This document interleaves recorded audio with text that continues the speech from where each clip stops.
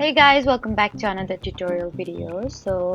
In today's video, I'll show you how to download a PES 26 Betway Premiership for free. So if you're looking for this fan-made football game, then just follow along. First, it's important to know that PES 26 Betway Premiership is not an official Konami release. It's a community-made modification based on older football games, so it isn't available through the Google Play or the App Store. And to download it, search for a trusted creator or community that distributes the mod. Many creators provide installation instruction and download links through their YouTube videos or community pages.